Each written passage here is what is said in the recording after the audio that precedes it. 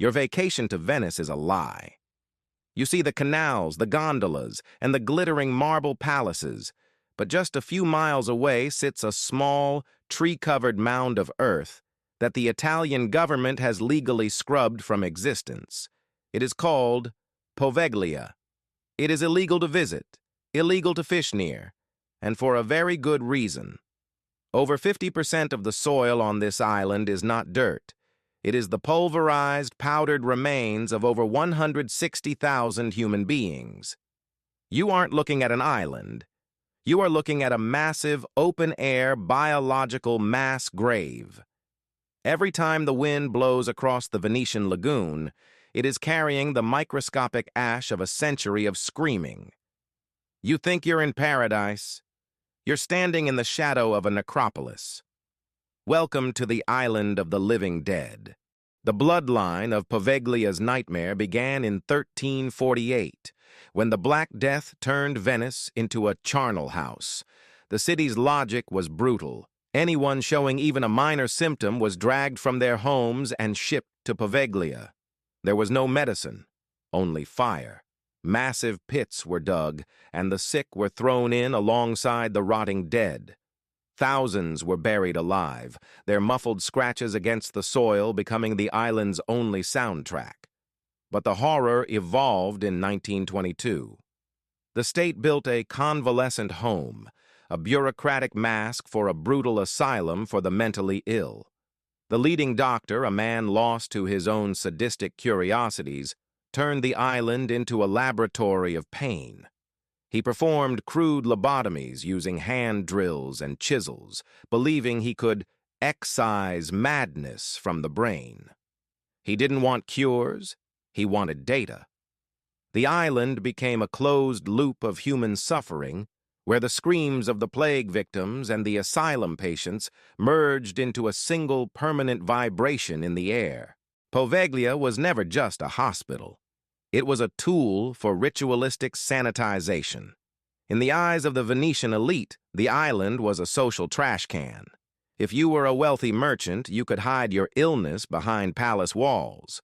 But if you were a commoner, a baker, or a laborer, the sanitation squads would hunt you down and exile you to the dead island to protect the purity of the upper class.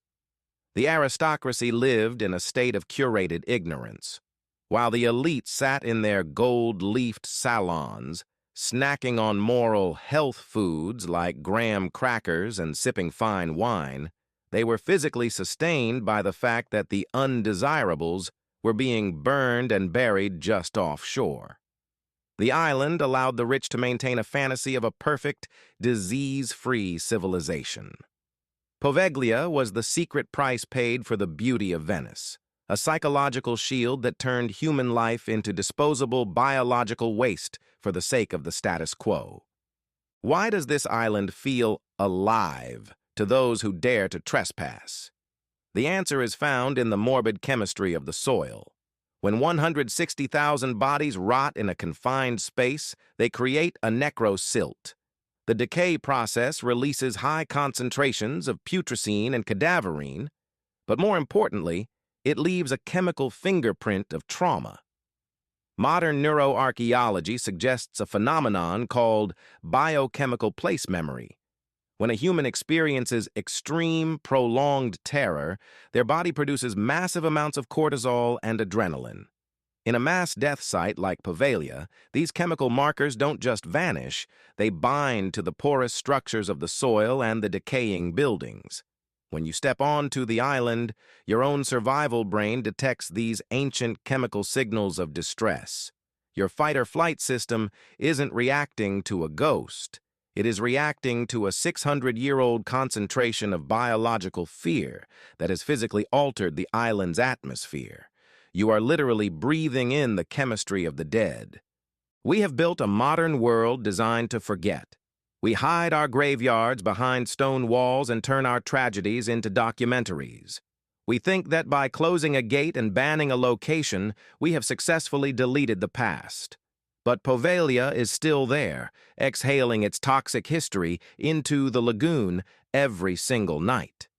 The Italian fishermen still pull human rib cages out of their nets, a reminder that the social trash never truly stays buried. Tonight, as you look at a postcard of a sunset over Venice, remember the tree-covered mound in the distance. Ask yourself one final question. Is a place ever truly empty if every handful of dirt is still holding the DNA of a scream?